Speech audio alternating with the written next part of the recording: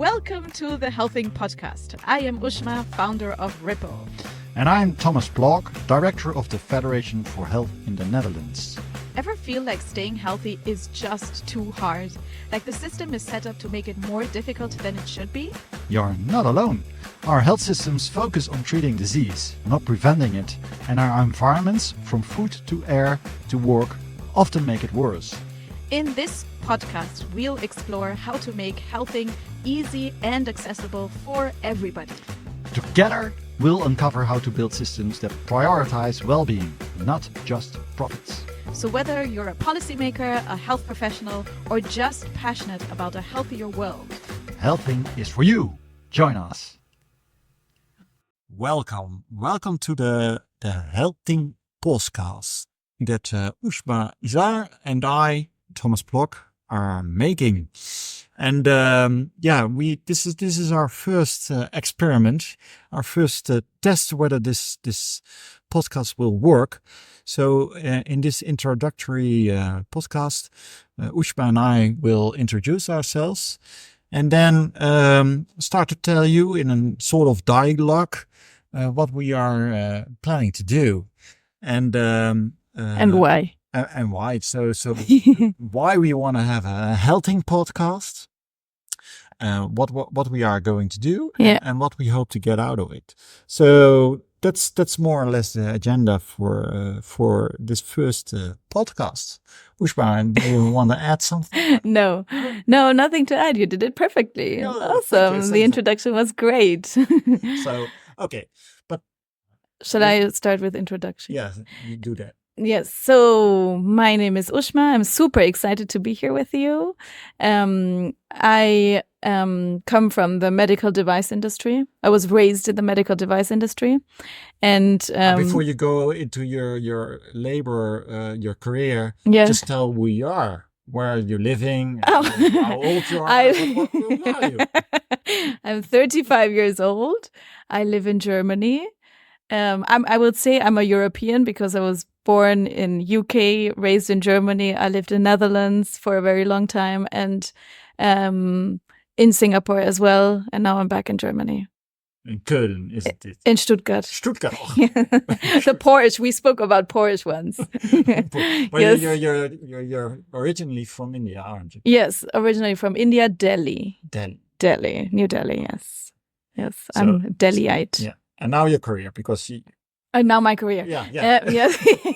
So I was raised in the medical device industry and realized a lot of issues in terms of alignment of incentives. So current health systems earn money when there is disease. So if you envision healthcare systems in the future, then and you envision everybody to be healthy, that should be our objective, right? Imagine the entire population to be healthy, then you wouldn't have a healthcare system as we have it now, because current healthcare systems only cure and manage diseases. They're not financially incentivized to prevent diseases. Oh, we are already your passion. So. Yes. I share that passion. So we are going to chat about that. Huh? Yes. That's where the podcast will be about. Yes. But more to your career, because you're now telling about your passion. But just tell me a bit more about your career, what you did. So more or less your biography rather than just your passion and why we are going it. to discuss it for the next detail. Yeah, for the next 2 years. We're going to discuss this for the next 2 years. So what did I do? I did a biomedical engineering degree. So technically I am an engineer, but I really liked, speaking to people, as you can see, and interacting with people and influencing people. And that's why I didn't stay in the engineering space very long and immediately jumped into sales, business development, those kind of roles. So I was responsible for building or setting up business plans in different countries. I was responsible for Europe, Middle East, Africa, and then Asia Pacific as well. And I sold actual devices, but I also managed digital health products. That's like the new medical devices you sold. Medical devices, yeah. Medical devices, yeah. Blood pressure monitors and that. That sort of things. Yeah, those kind of things, yeah. Do you want to add something? Do you No, know more? no, We that's will not, know that's each other that's more. that's the boring part of my life. Now my comes the part. exciting part. What we're about to do, that's the exciting part. Yes. Okay. Now you. Yeah. I'm 51 years old. So Yes. a bit older. Yeah. I'm originally trained. No.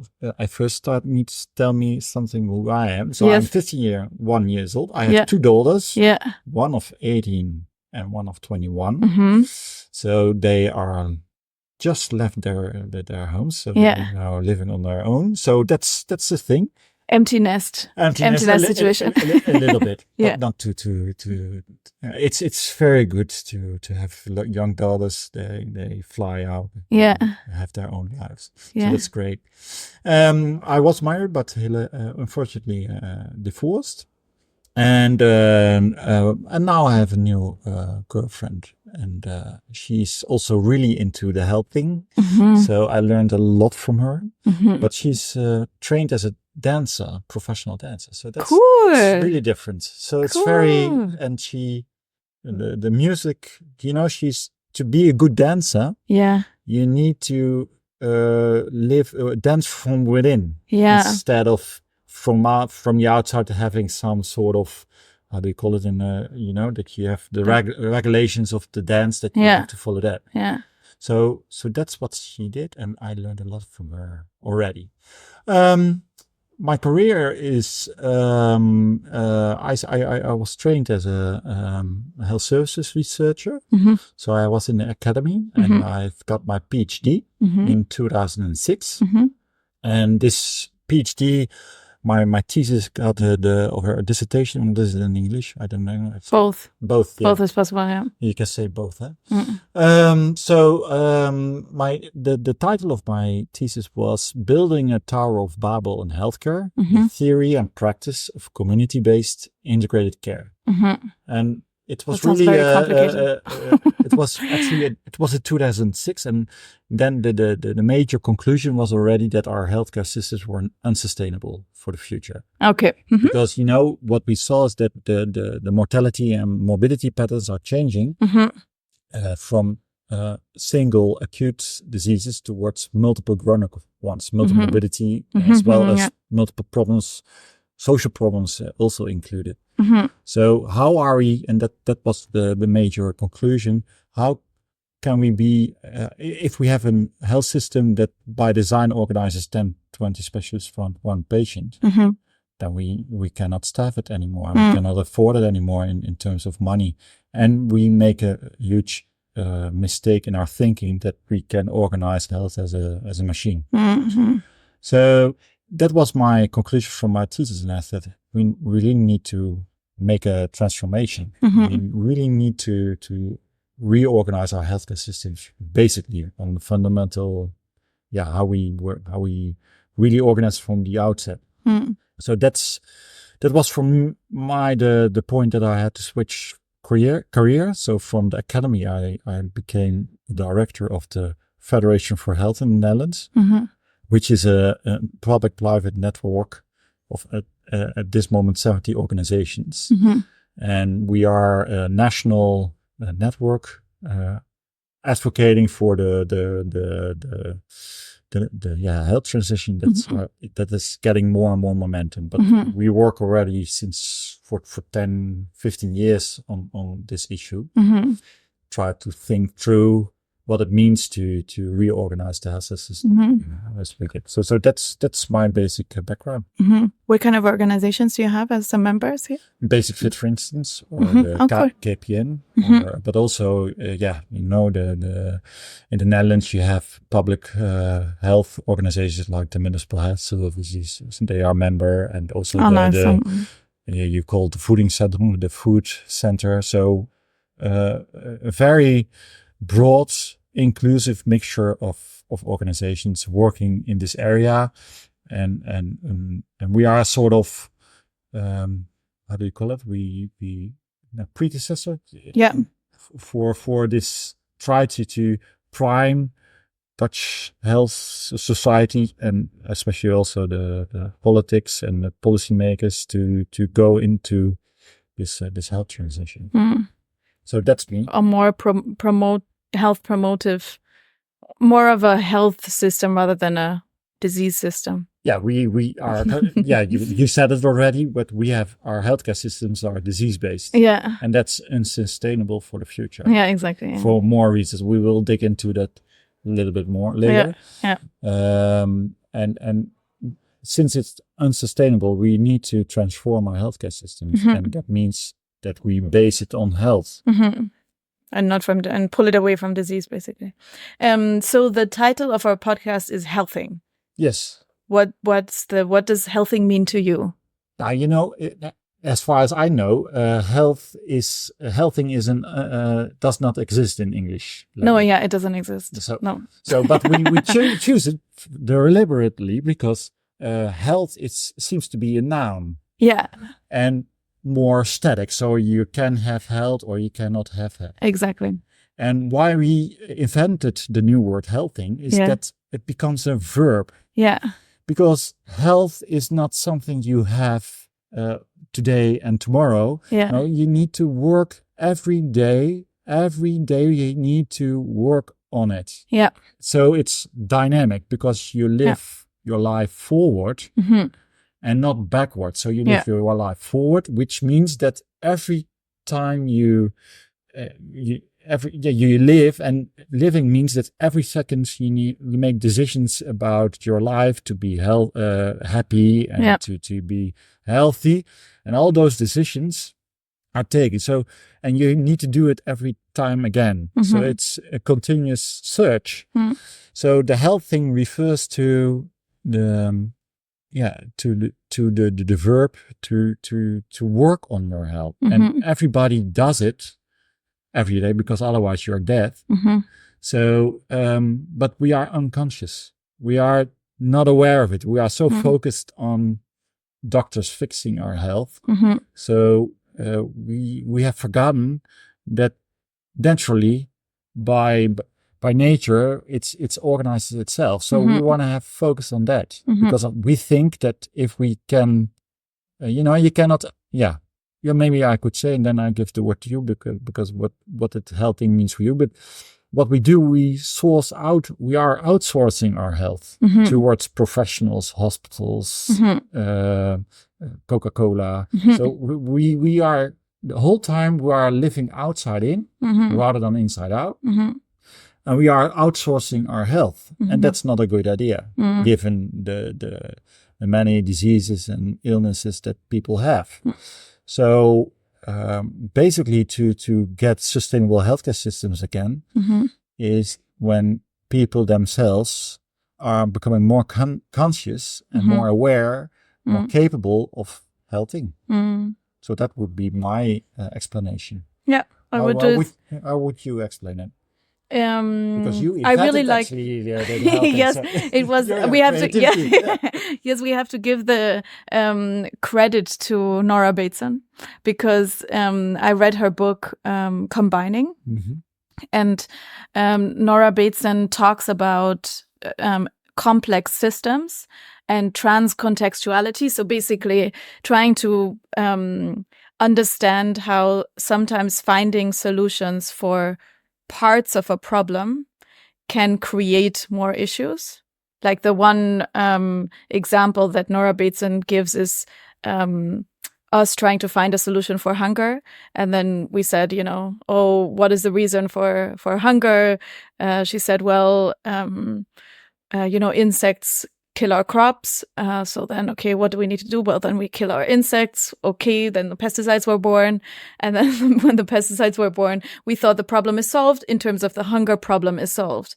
But what actually happened, because we took the small puzzle part out of like a huge contextual system, and we tried to solve that small problem, we actually created a lot more by destroying our soil with the pesticides, by disrupting biodiversity in the entire ecosystem. So that's her like the credit for the inspiration for healthing basically goes to her.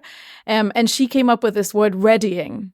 Like in order for you to initiate change, the process of change, you need to be ready. And for the process of getting ready, which she calls readying, is full of invisible nuances, like small things that happen for you to be able to take the decision, okay, now I'm going to start the change management process. That's the visible part of the change process. Everything before that is invisible, and that's what she calls readying. And then I thought about us wanting to take proactive changes, and there are a lot of implicit nuances of how we take care of our health, all like small thoughts that we have impact about our mental health, have impact on our physical health as well. And those are all also implicit nuances, like invisible things that happen, but they impact significantly. And that's why the creation of healthing, the process of taking, like the proactive process of taking measures to contribute to your health. And Right. Yeah. So that's our theme, isn't it? That's a theme. Yeah, That's the reason we're doing. Yeah. But we also added the idea of easy health. Yeah. So because our theme is healthing. Yeah. I'm saying it Yeah, well. healthing. Yeah. Do I pronounce it well? Yes, it's perfect. Because I'm of course a Dutch one, so my English is hopefully okay. But perfect. Yeah. Perfect. But the easy health, because it's why the easy? Easy Health podcast. Yeah. So. Yeah. I mean, the reason for highlighting that things need to be easy is because we humans always take the path of least resistance, even in our brain. That's how judgment happens, right? Like I judge because I had one bad experience, and then if I see, I relate something new to that previous experience, that's my path of least resistance. Like even our brain works like that. And currently the path of least resistance is going to the grocery store and buying something that might not be that healthy, but will fill up your, and will, yes. And I'm not against chocolates and French fries. I love them. But still, I mean, it is the path of least resistance. So we both were thinking, how can we build a path of least resistance for health? How can how can the easiest path, the easiest choice, the easiest path to a choice lead to a healthy thing?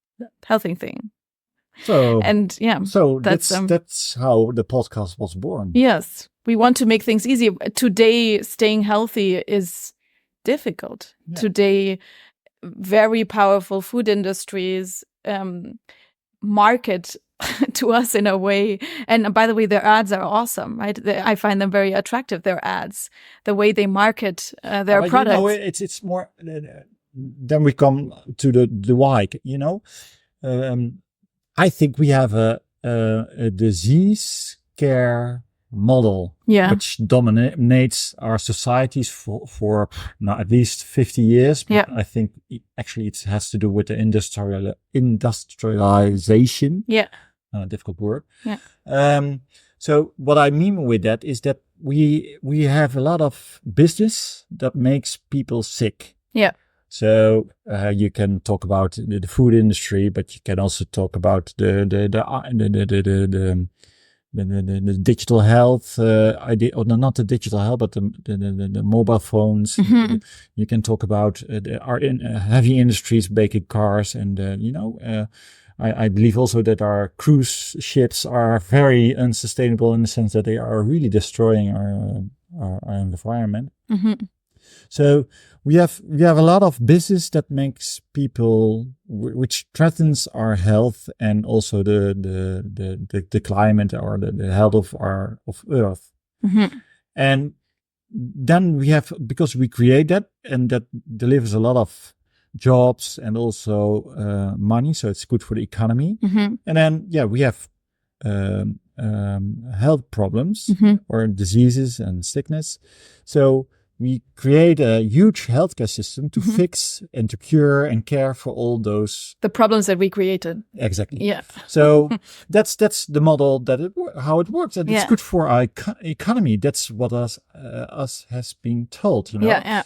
For instance, when you look, you have the hurricanes now in America. Yeah. So America all had the same model for that, in a sense.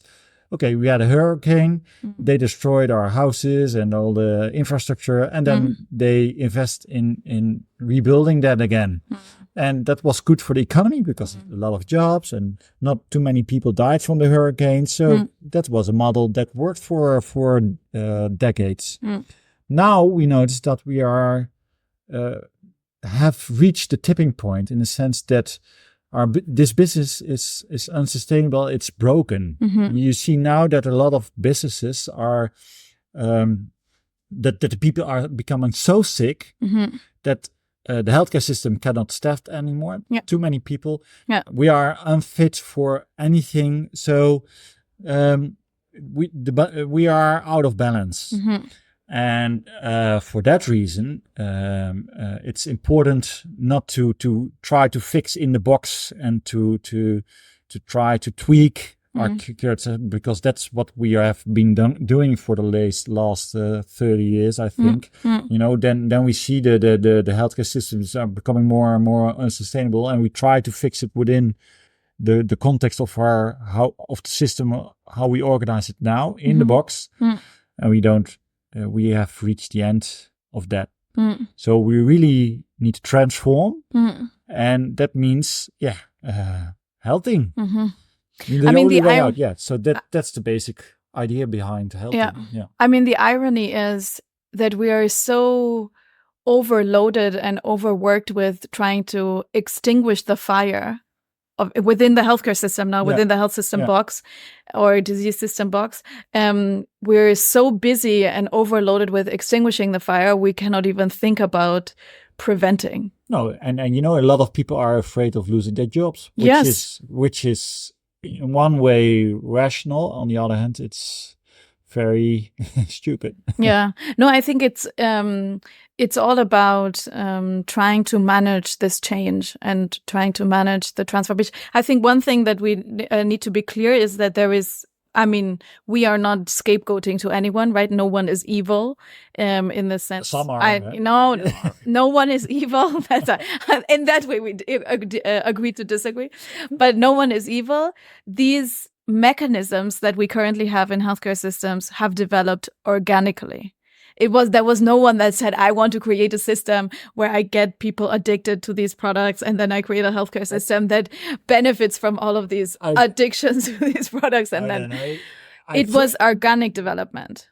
Generally spoken, I fully agree with you. You know, the systems are steering us. Still, I believe there are immoral people in this. And they deliberately steer in you know. For instance, when you are the CEO of Philip Morris, what are you thinking then? So I cannot, you know, you're really selling a product that is. We should invite the CEO of Philip Morris here just to understand what they are thinking. What are they thinking? It's good for the economy, you know. And so the old model, I think, and they but still, then where's your moral compass? That's my question. I mean, that's a conversation that is going to come up, I would assume, multiple times throughout leading conversations on this podcast. How do we measure what is good and what is working and what is not working? Right now, we do everything by the measure of GDP. Economic growth is our key metric on how we perform well or not so well.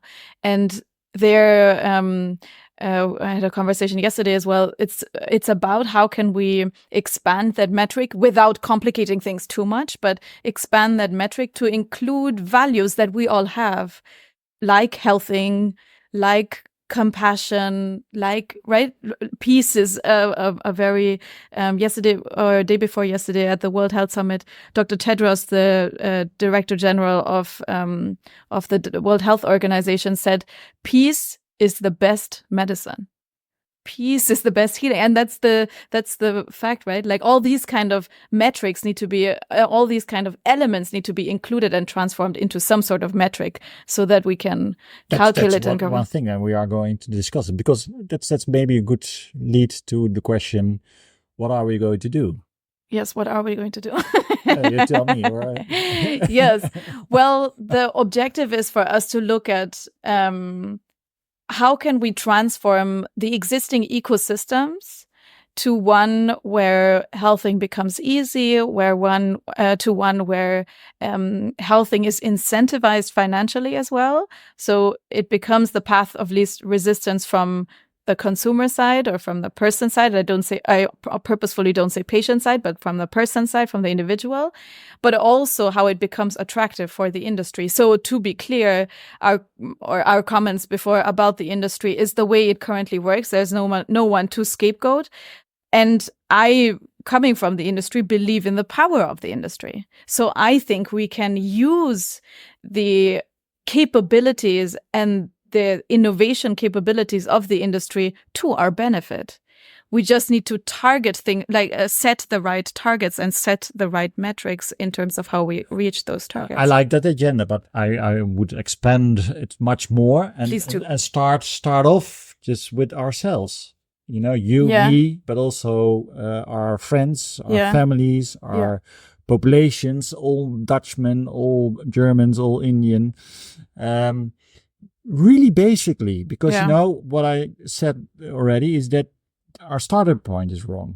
We are consuming ourselves sick, and then we become sick. Oh, I'm sick, and then we run to a doctor, and she has to fix it. You cannot source your health towards a doctor. That's the main basic starting point where I want to start off.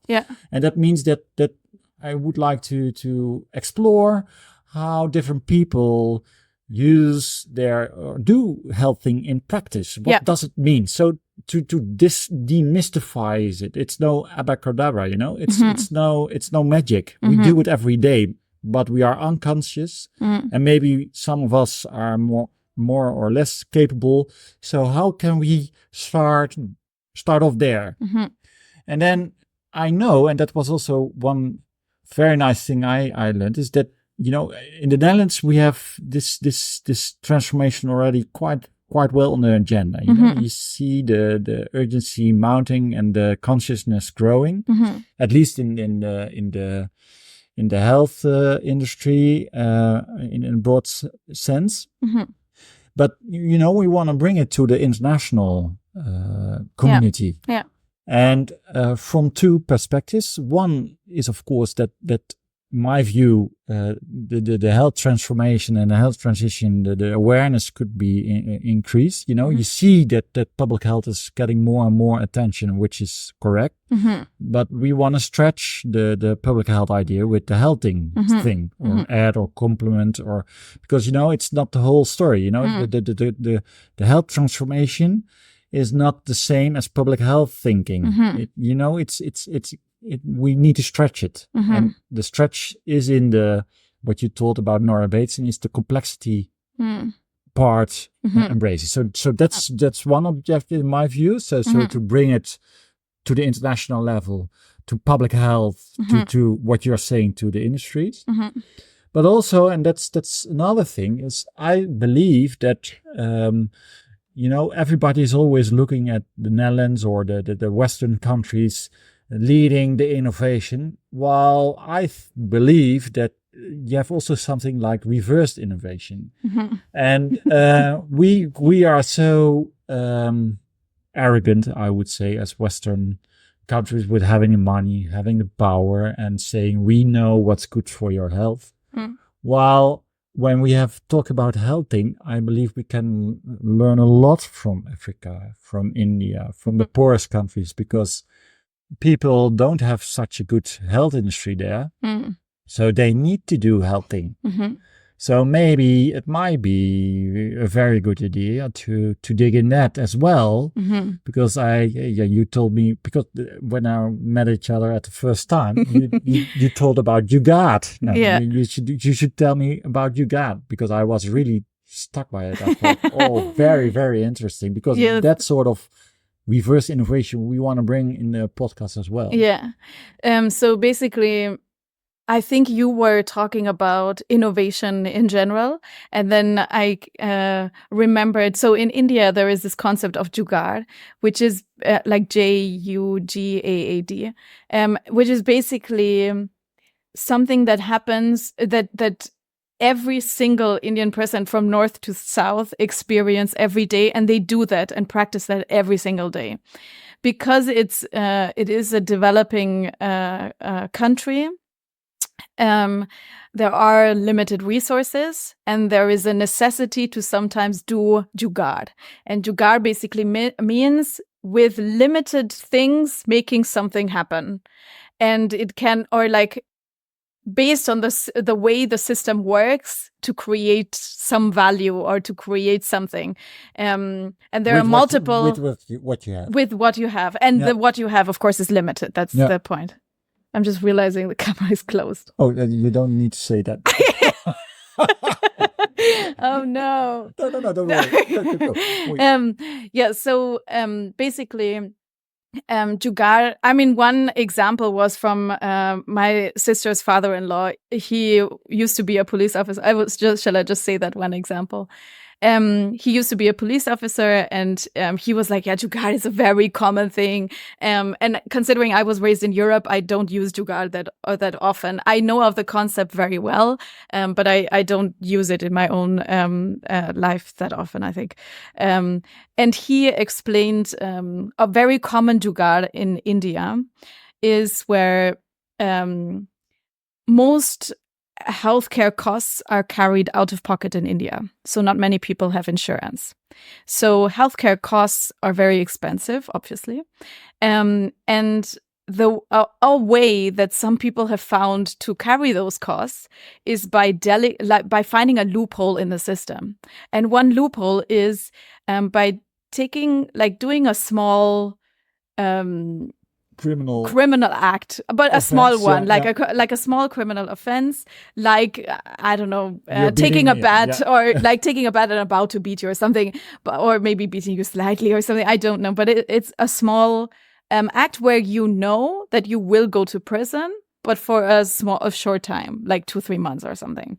So let's say I do that. I take a criminal offense. I call the police first, and then I hit you. The police sees it and puts me in prison for 2-3 months. But during those 2-3 months, I have the availability to get all of my medical expenses covered by the government because I'm in prison. So all of the clinicians and that are being taken care of. So that's like a loop. That's an example of jugaad. And then also there is even a Wikipedia article that I didn't know existed on jugaad with multiple examples of how people take engines and put it on their bike and then make a car out of it. Yeah, but the interesting is that first they are so connected with their context that they know how it works. Yeah. And they are connected with each other that they try to do it with themselves, because the police officers, they knew it also. Of course they knew it. They helped them.